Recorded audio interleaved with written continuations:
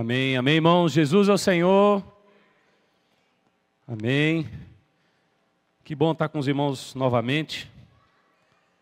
As reuniões da igreja são sempre um renovo para nós, oportunidade que o Senhor nos concede de fazer essa palavra da vida circular entre nós. Uma palavra que, quando circula, remove as impurezas, transporta os nutrientes, para que o corpo possa se manter saudável. Amém? Louvado seja o Senhor. Hoje nós vamos ter comunhão, irmãos, na mensagem número 2, desse volume aqui do Alimento Diário, que eu já até me... Acho que é o quinto, né? É o quinto? É o quinto livro. E o tema da mensagem é a mensagem número 18, aqui da série, a mensagem 18, e aqui a mensagem 2 desse livro, cujo tema é: o Espírito da Verdade nos guiará a toda verdade. Vamos falar juntos? O Espírito da Verdade nos guiará a toda verdade. Essa mensagem, coincidentemente, foi a mensagem que o irmão Pedro falou aqui em Brasília, né? Na sua última passagem aqui, né, foi essa palavra que ele trouxe para nós. Na ocasião, certamente trouxe muito refrigério para a nossa região, refrigério, desfrute para a igreja em Brasília. E o Senhor nos levou essa semana, mais uma vez, a desfrutar desse conteúdo tão rico. Amém? Louvado seja o Senhor. Na semana passada, a palavra profética que foi ministrada no domingo, foi a mensagem número 4, né? Foi a 4 ou foi a 3? Foi a 3, né? Falou que Deus é luz e não há nele treva nenhuma. E nós vimos que nós temos, no princípio nós tínhamos Deus como a vida. Você tem a vida eterna, a palavra da vida e a circulação, a comunhão da vida. E aí depois o irmão falou dos pecados e tudo aquilo que impede que essa vida circule em nós.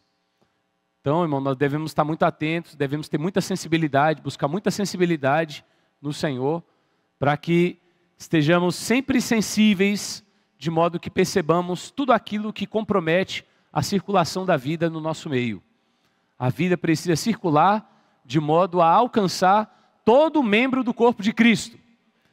Amém? A igreja em Brasília precisa fazer com que essa vida circule. O que nós estamos fazendo aqui nessa noite? O que nós vamos fazer? Viemos fazer, estamos fazendo e ainda vamos fazer. Fazer essa vida circular. Amém? Por meio da palavra que nós falamos, a palavra que nós ouvimos. Daqui a pouco nós vamos ter o nosso momento de mutualidade, onde os irmãos vão desfrutar, garimpar ainda mais na palavra, fazendo com que essa vida circule e alcance cada membro do corpo de Cristo que está aqui nesse salão. Amém? Nós precisamos dessa circulação da vida. Louvado seja o Senhor. Essa mensagem, a mensagem dessa semana, ela está baseada no capítulo 16 do Evangelho de João. Mas o irmão Pedro, ele começou a palavra dessa semana ainda trazendo uma lembrança importante, né, propícia do capítulo 15, que é a questão do amigo, né? Deus procura amigos. Amém? Deus não quer que nós sejamos apenas os seus servos, como consta aqui no capítulo 15, versículo 13 em diante, diz assim: ninguém tem maior amor do que este, de dar a alguém a própria vida em favor dos seus amigos. Vós sois meus amigos se fazeis o que vos mando. Já não vos chamo servos, porque o servo não sabe o que faz o seu senhor, mas tenho-vos chamado amigos, porque tudo quanto ouvi de meu Pai vos tenho ordenado a conhecer. Não fostes vós que escolhestes a mim, pelo contrário, eu vos escolhi a vós outros, e vos designei para que vades e deis fruto, e o vosso fruto permaneça, a fim de que tudo quanto pedides ao Pai em meu nome, Ele vô-lo conceda. Então veja, nós por muito tempo fomos encorajados a sermos esses servos, aqueles que servem ao Senhor. E, de fato, não podemos abrir mão dessa característica. Mas o Senhor nos concedeu algo a mais, algo a mais. O Senhor espera que, além de servos, nós sejamos os seus amigos. E quem são os amigos do Senhor? São aqueles que compartilham da sua determinação, que compartilham da sua meta, compartilham do seu propósito de vida. Amém? Quando o Senhor esteve aqui na terra, Ele veio com um propósito muito bem definido. Ele veio fazer a vontade do Pai. Amém? E Ele não fez isso sozinho. Logo Ele se cercou de pessoas, e essas pessoas começaram a conviver com Ele, começaram a andar com Ele, foram conhecendo o Senhor, foram conhecendo o coração do Senhor, e foram se tornando os seus amigos. E para aquelas pessoas que foram desenvolvendo uma intimidade com o Senhor, Ele foi abrindo o seu coração. Por que é importante nós também, além da característica de sermos, buscarmos ser esses amigos do Senhor? Para que o Senhor possa abrir o seu coração para nós. Amém? Você quer que o Senhor abra o coração dele para você? Então você precisa se tornar um amigo do Senhor. Eu quero me tornar um amigo do Senhor. Não quero apenas ter essa relação de servo. Eu quero, de um lado como servos, nós aprendemos a matar o orgulho, a ambição. Um servo, ele só faz o que o seu Senhor manda. E de um lado nós precisamos ser assim. Amém? Que nós temos um ego, uma vida da alma em nós, uma carne, que muitas vezes nos faz imaginar sermos alguma coisa, mas nós somos apenas servos do Senhor. Mas nós temos que avançar. Precisamos também ser seus amigos. Precisamos buscar ter essa intimidade do Senhor, de modo que nós tenhamos a condição necessária para que Ele possa abrir o seu coração para nós. E os amigos do Senhor são aqueles que são comprometidos. São comprometidos com Ele, são comprometidos com a sua determinação. Irmãos, nós estamos vivendo o final da era que vai trazer o Senhor de volta. Nós cremos piamente que o Senhor está voltando. Eu já falei por diversas ocasiões e volto a repetir. No passado nós falávamos de assuntos, de eventos que estariam relacionados com a volta do Senhor, como se esses eventos estivessem distantes de nós. Hoje nós vivemos esses eventos. Guerras, rumores de guerras, terremotos, tantas coisas, são tantos sinais que sinalizam para nós a proximidade da vinda do Senhor. O Senhor está próximo, mas o que de fato vai determinar a sua vinda é a pregação do Evangelho do Reino. Por isso o Senhor tem nos despertado a sairmos às ruas e pregar o Evangelho do Reino por meio da distribuição da palavra escrita. Graças a Deus pela colportagem, graças a Deus pelo projeto Pães e Peixes, graças a Deus pelo CEAP, pelo PAC, pelos comportores, pelas saídas que a igreja tem promovido, para que os irmãos saiam nos finais de semana para pregar o Evangelho. Graças a Deus pela prática do Vem Ver, amém? Onde os irmãos saem na vizinhança, convidando as pessoas para participar de um grupo familiar. Amanhã nós vamos praticar o Vem Ver lá no Guará, amém? O grupo familiar da Asa Sul vai se reunir lá na casa do irmão Tiuan e está levando, junto com esse grupo, os jovens e os adolescentes. E o que nós vamos fazer ali? Pregar o Evangelho, praticar o Vem Ver, amém? Vamos ali compartilhar a determinação do Senhor, que é fazer a vontade do Pai. Então, irmãos, o Senhor nessa reta final, Ele precisa do nosso empenho, Ele precisa da nossa dedicação, precisa da nossa determinação, precisa do nosso comprometimento. Vamos nos comprometer mais com o Senhor, irmãos. Amém? Você sente que você precisa se comprometer mais com o Senhor? Se nós não tomarmos cuidado, irmãos, esse sistema mundial e perverso vai nos abraçar, vai nos envolver com muitas coisas que são lícitas, são de direito, mas que nos afastam lentamente da vontade de Deus. O conforto, as responsabilidades da vida, tudo isso é legítimo. Muitas dessas coisas são necessárias, mas se nós não tomarmos cuidado, essas coisas nos afastam do verdadeiro propósito para o qual Deus nos criou. O Senhor, nessa reta final, Ele espera poder contar mais ainda com cada um de nós. O Senhor espera poder contar com a minha e com a sua determinação, com o meu e o seu comprometimento, com o nosso empenho. Vamos nos empenhar mais? Amém? A igreja em Brasília precisa de mais comprometimento, de mais determinação, de mais empenho por parte dos irmãos. Nós temos muitos serviços que estão com carências, que necessitam de apoio, necessitam de mão de obra. Serviço de crianças, por exemplo, serviço do lanche das crianças. Você sabia que existe um serviço chamado lanche das crianças? Imagina uma coisa dessa. Tem um grupo de pessoas que se preocupam em preparar o lanche das crianças. Serviço da casa de adolescentes, serviço de segurança, serviço de recepção, serviço de mídias.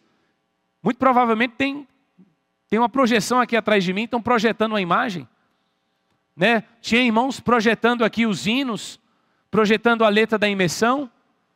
Para que tudo isso aconteça, nós precisamos de pessoas. Nós queremos convidar os santos a não apenas participarem, mas se comprometerem também, a colocar sua mão, dar a sua contribuição. Amém? Para quê? Para que a igreja se torne cada vez mais produtiva e operante. Irmãos, vamos nos apresentar. Vamos nos apresentar mais para servir. Nós temos muitas necessidades.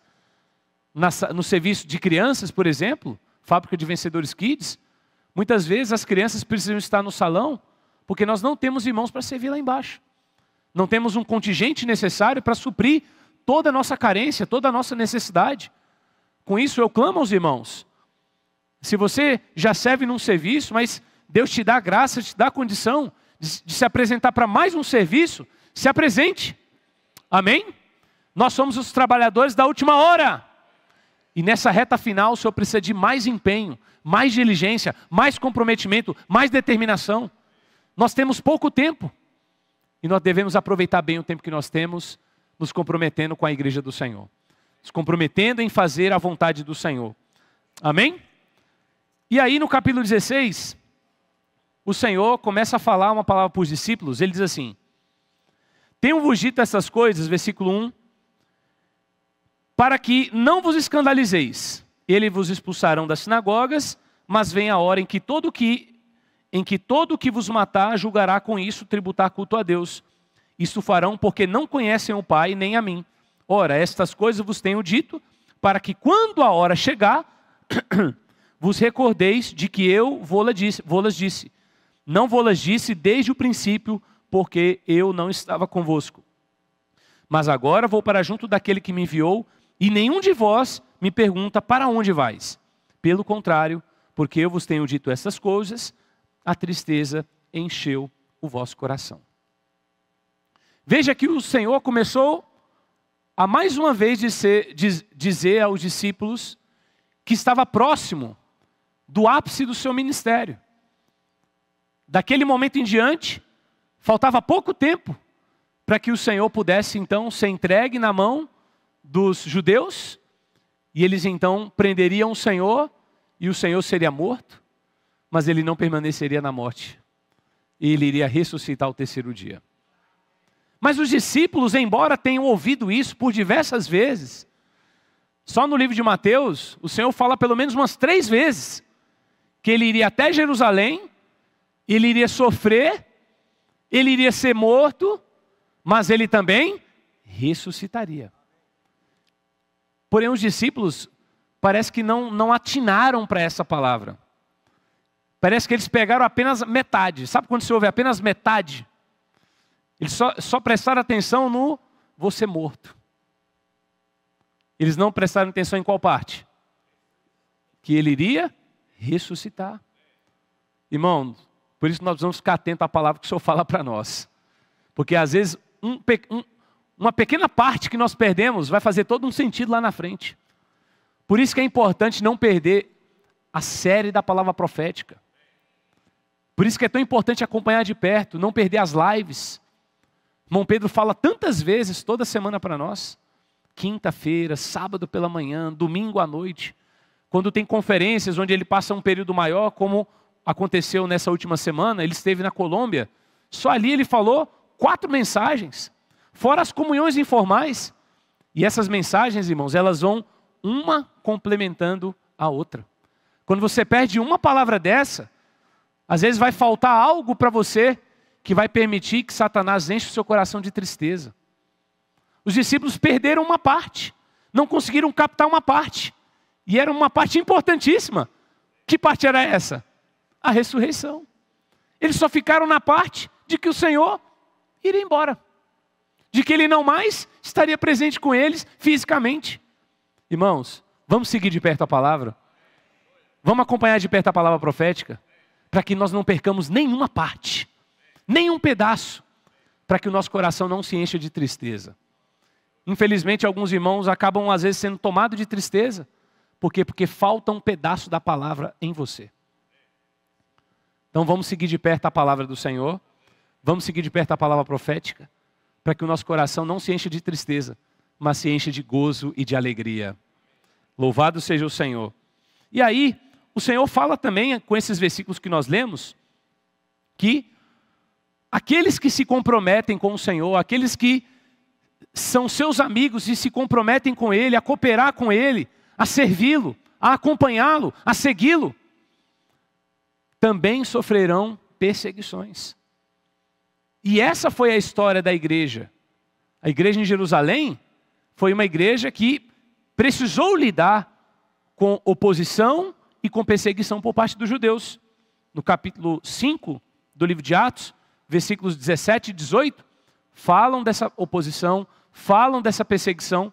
No capítulo 7, versículo 57 ao versículo 60, fala também da perseguição, da oposição que os primeiros cristãos sofreram. Vamos ler pelo menos uma dessas passagens? Vamos ver aqui, Atos capítulo 7. Versículo 57. Eles, porém, clamando em alta voz, taparam os ouvidos e unânimes arremeteram contra ele e lançando-o fora da cidade o apedrejaram.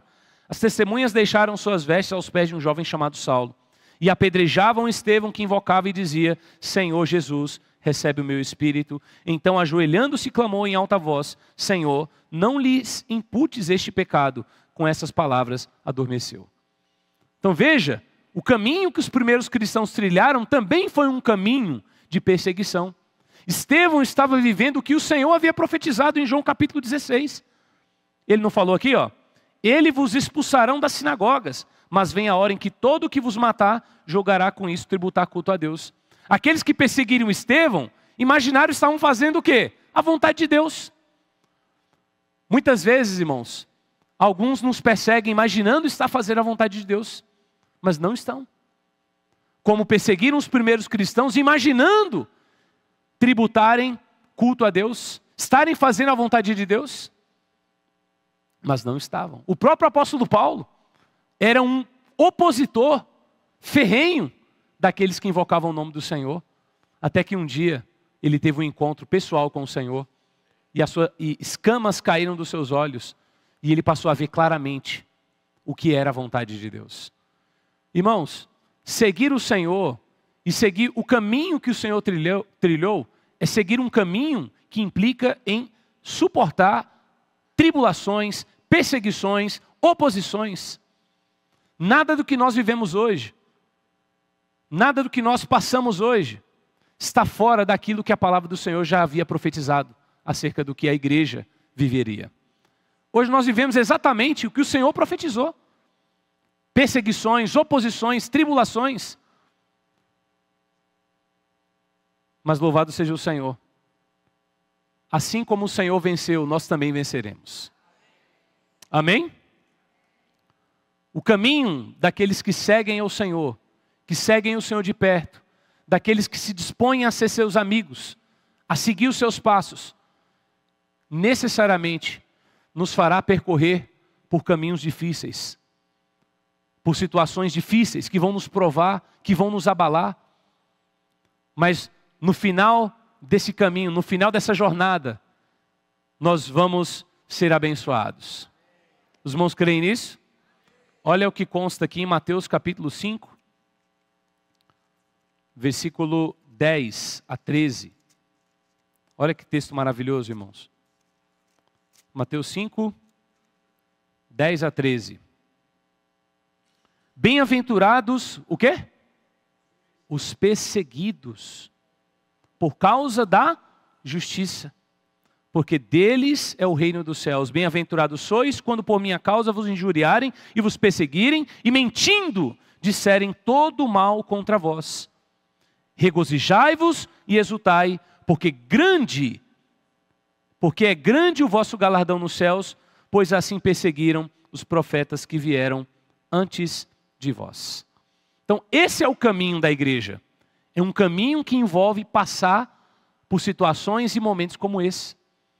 Então, sempre que nós fomos convidados a passar por situações como essa, lembremos-nos, outros já passaram. E o Senhor também passou. Não há nada de estranho. Se tivesse tudo tranquilo, né? Ninguém mexendo conosco, tinha alguma coisa estranha. Poxa, está tudo em paz, está tudo certinho. Tem alguma coisa estranha. Tem alguma coisa estranha. Porque o Senhor profetizou. O Senhor profetizou que nós seríamos perseguidos. Que nós passaríamos por tribulações, por perseguições, por oposições.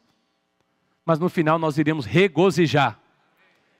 Porque grande é o nosso galardão nos céus. Louvado seja o Senhor. E na quarta-feira da mensagem dessa semana, falou sobre a nossa responsabilidade. Nós que estamos na igreja do Senhor, nós somos convidados a seguir o caminho que o Senhor trilhou, a ser os seus amigos, a sermos comprometidos com a sua vontade. Porém, todas as vezes que nós nos comprometemos com a vontade do Senhor, nós vamos necessariamente lidar com oposições, com perseguições. Isso não é o que eu estou falando, mas o que a palavra do Senhor nos diz que acontecerá.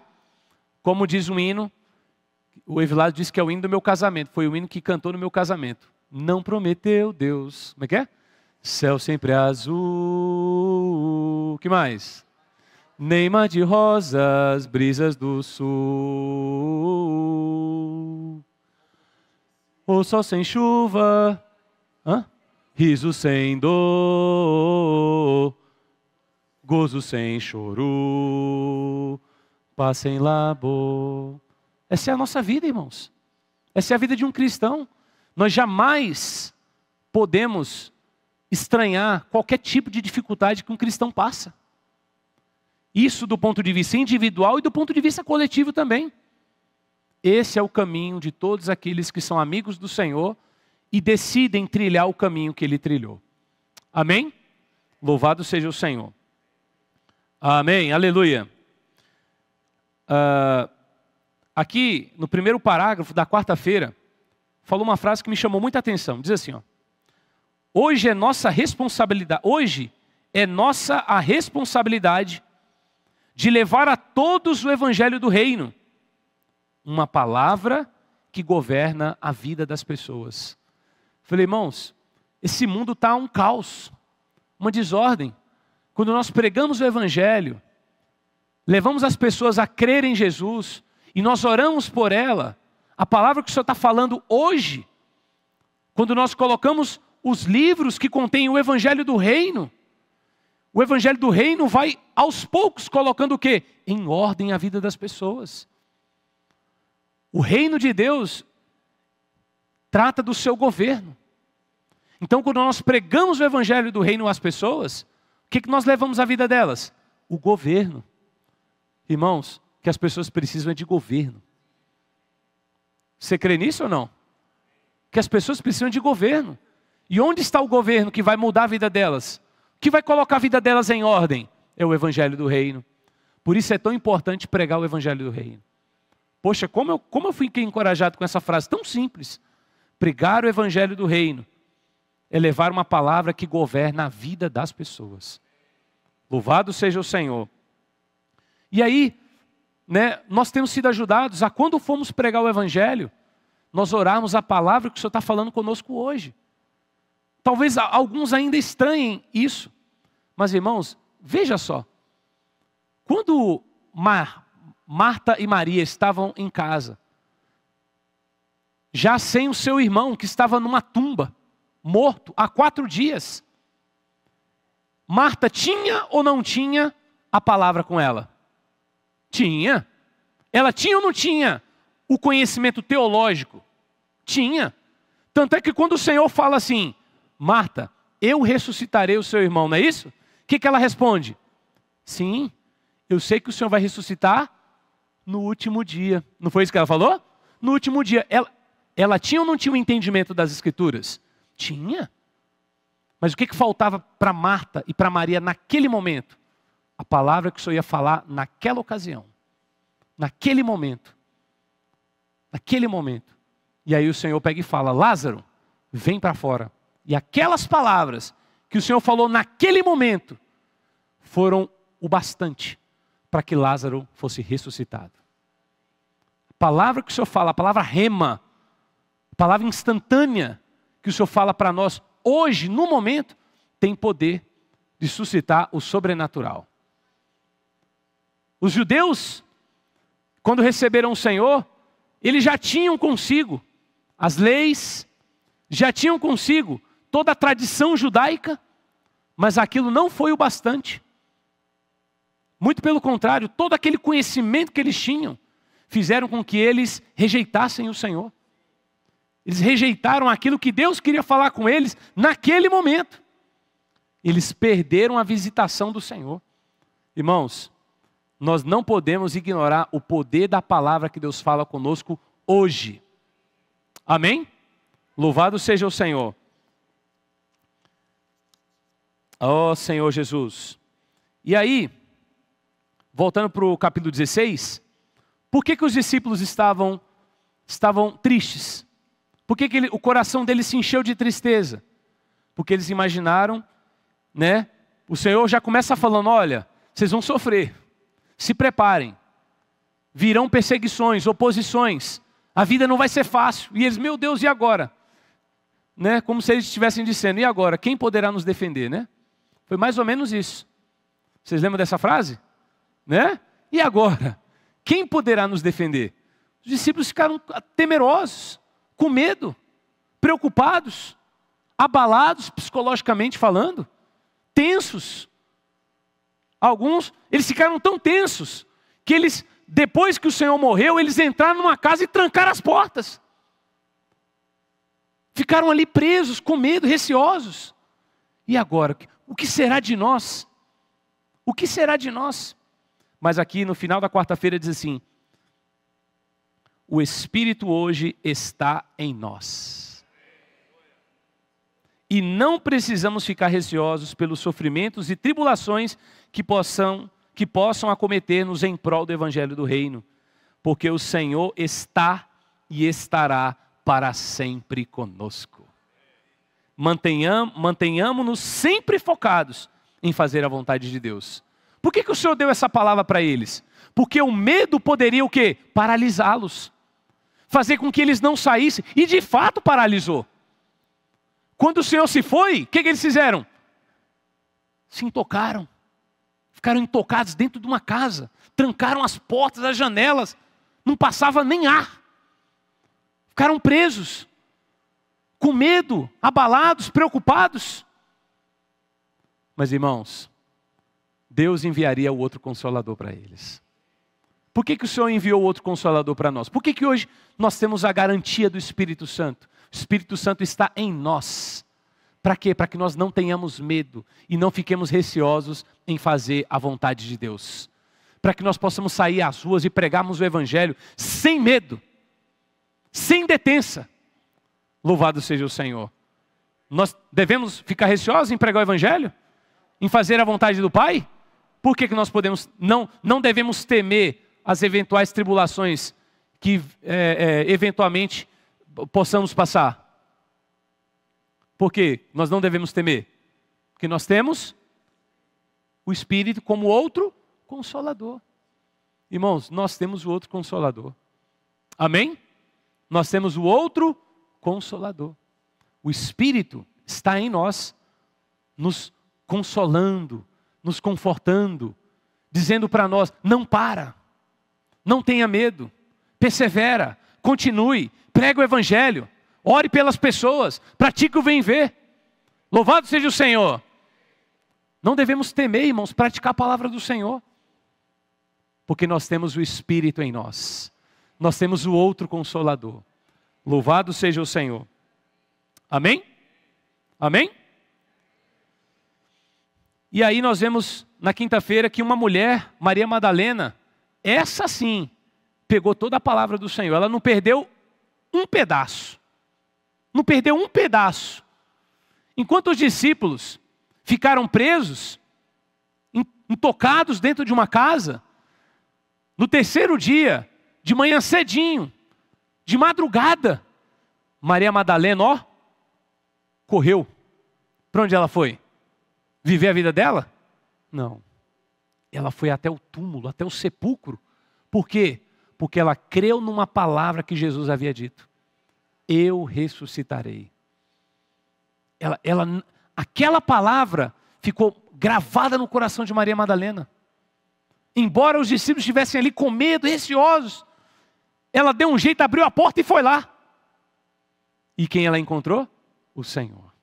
De fato, ele havia ressuscitado. E o Senhor, que deveria primeiramente se apresentar ao Pai como a primícia dos mortos, o Senhor abriu uma exceção. O Senhor abriu uma exceção e se mostrou a Maria Madalena. Ela não pôde tocá-lo, mas ela viu o Senhor. Irmãos, vamos ter esse desespero de Maria Madalena? Agora, para ter o desespero de Maria Madalena, esse amor intenso que Maria Madalena tinha, nós precisamos ter a palavra do Senhor guardada no nosso coração. Para que quando a dificuldade vier, nós possamos trazê-la à tona. Não. Nossa, eu estou com medo, eu não sei se eu vou, não sei se eu consigo, não sei se eu prego o evangelho, não sei se eu oro pelas pessoas, não sei se eu oro pelo meu chefe, não sei se eu oro para o meu colega de trabalho, para o meu vizinho, para o meu amigo, para o meu irmão, não sei se eu insisto. Maria Madalena tinha uma palavra no coração dela. O Senhor vai ressuscitar. E Ele virá como Espírito, como outro Consolador. E Ele vai estar dentro de mim. Olha que coisa maravilhosa, irmãos. Não tenha medo. Não tenha medo de se comprometer. Não tenha medo de fazer a vontade do Pai. Eu e você temos o Espírito em nós. Louvado seja o Senhor. Poxa, irmãos, isso é tremendo. Isso é maravilhoso. Louvado seja o Senhor. Então quem ouve e crê na palavra, não se abala facilmente. Não se abala facilmente, mas permanece resiliente. Maria Madalena ali foi um exemplo de resiliência. Enquanto os homens estavam ali todos com medo, estavam tomados pelo medo, abalados, presos dentro de uma casa, aquela mulher rompeu com o medo. E ela foi até o sepulcro encontrar com o Senhor. Louvado seja o Senhor. Amém? Ó Senhor Jesus. E aí, ainda no capítulo 16, aqui na sexta-feira, versículos 8 a 9, diz assim. Quando ele vier, aqui o 7 diz, né? Mas eu vos digo a verdade e convém-vos que eu vá, porque se eu não for, o Consolador não virá para vós outros. Se porém eu for, eu vou-lo enviarei. Então, esse ir aqui diz respeito ao Senhor ter ido à cruz para poder morrer por nós. E o virá é ele voltando, né, em ressurreição. E aí o versículo 8 diz, quando ele vier, convencerá o mundo do pecado, da justiça e do juízo. Do pecado porque não creem em mim, da justiça porque eu vou para o Pai e não me vereis mais, do juízo porque o príncipe deste mundo está julgado. Irmãos, quem convence as pessoas é o Espírito. Quando nós pregamos o Evangelho, nós não usamos da nossa capacidade, não usamos da nossa eloquência, nós simplesmente fazemos o que o Espírito manda. Nós simplesmente abrimos a nossa boca e falamos a palavra com elas. Nós simplesmente oramos pelas pessoas, falamos a palavra para elas, levamos elas a crer em Jesus Cristo e elas são convencidas pelo Espírito Santo. Na pregação do Evangelho, Deus não usa a nossa capacidade para convencer ninguém. O Espírito é quem tem o poder de convencer as pessoas do pecado, da justiça e do juízo.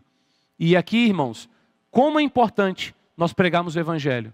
Por quê? Porque aqueles que não creem em Jesus estão destinados para o lago de fogo, que é para onde irá Satanás e os seus anjos. E quando nós pregamos o Evangelho, nós tiramos as pessoas do lado de Satanás e colocamos essas pessoas do lado de Jesus. Nós mudamos o destino delas. Irmãos, como é precioso pregar o Evangelho. Nós mudamos o destino das pessoas. Pregar o Evangelho é salvar as pessoas de um destino trágico. Ó Senhor Jesus. Nunca me esqueço da história de um herói de guerra da Segunda Guerra Mundial, na época do Holocausto. O nome dele é... Esqueci agora o nome. É uma pessoa que ele salvou várias crianças. Vocês lembram dessa? Nicholas Winston, uma coisa assim. Quando ele percebeu que os nazistas iam invadir a Tchecoslováquia, né? Tchecoslováquia, ele começou a preparar trens para poder embarcar aquelas crianças judias para serem enviadas para outros países. Fez todo o trâmite de documento tal para que aquelas crianças pudessem ir para outro país e serem salvas. E todas as crianças que ele enviou foram salvas do Holocausto. E aí tem um vídeo na internet que mostra, né, acho que uns 30, 40 anos depois, ou mais, muitos anos depois, né, ele foi convidado para participar numa palestra, né, num auditório, e a história dele que ele não havia contado para ninguém, aquela história, e aí quem descobriu foi a mulher dele, que um dia limpando o porão encontrou os documentos das crianças que ele havia enviado, né, para outros países para que elas pudessem ser salvas. E aí a mulher olhou, o que é isso daqui? Ele falou, não era para ninguém saber disso aí não, eu fiz lá atrás. Tal. Aí a história veio à tona, ele foi condecorado, recebeu homenagens, porque salvou muitas pessoas. E aí reuniram num salão, num auditório, conseguiram reunir várias pessoas que foram salvas por ele. E aí ele contando a história dele, e de repente o apresentador pergunta, quem aqui nessa sala foi salvo por Nicholas Winston? Todos se levantaram. Ou seja, ele nem imaginava que com aquela ação de enviar aquelas crianças, ele teria salvo tantas pessoas. E elas se tornaram médicas, escritores, jornalistas, né? Se tornaram pessoas, né? Foram salvas, tiveram a vida encaminhada. Por que eu estou falando isso? Irmãos, quando nós pregamos o Evangelho, nós mudamos o destino das pessoas. Nós tiramos as pessoas de um trem que vai levar elas para o lago de fogo, e nós conduzimos elas para a vida eterna. Isso é maravilhoso, irmãos. Por isso nós não podemos perder o encargo de pregar o Evangelho do Reino. De sair às ruas e pregar o Evangelho. Quando nós pregamos o Evangelho, nós colocamos as pessoas no trem que vai conduzi-las à vida eterna. Louvado seja o Senhor. Amém?